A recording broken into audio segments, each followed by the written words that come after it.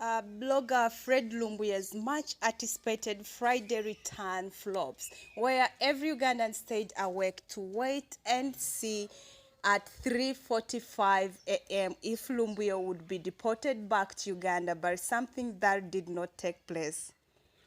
Hello, welcome, and thanks for taking your time joining us live on Projan Media TV. That brings the latest news and the latest updates in the country and across the world. Kindly do one thing, subscribe and turn on the notification button for all these updates. It was all despair and disappointment as a section of Ugandans who stayed awake all night waiting for social media political activist Fred Kajubi Lumbuye reported deportation that flopped. The controversial blogger was expected to touch downtown at Entebbe today at 3:45 a.m. but was a no-show and he was nowhere to be seen.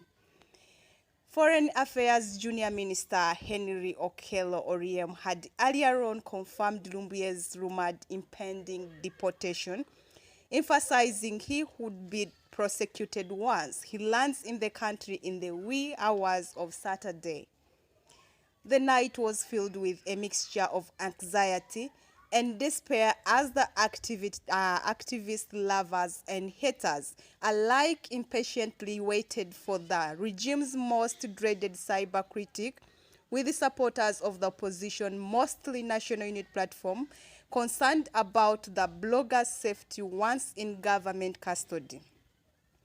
The reports coming from Entebbe, however, indicate that Lumbuye was not among the passengers aboard the Turkish Airlines courier that touched down at the time he was expected to land.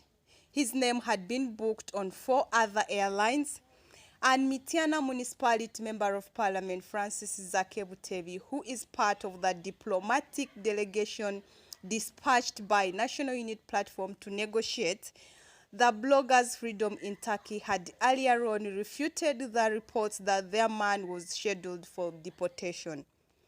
The legislator insisted that the reports were particularly orchestrated by the Kampala regime as a build-up on their urge to force a diplomatic win against Turkey to have cracked back home.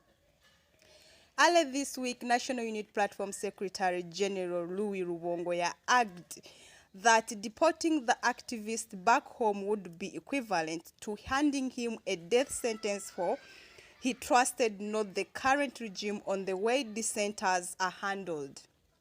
By the time of filing his story, no official statement had been issued by either the state or National Unity Platform to explain the situation and what to expect.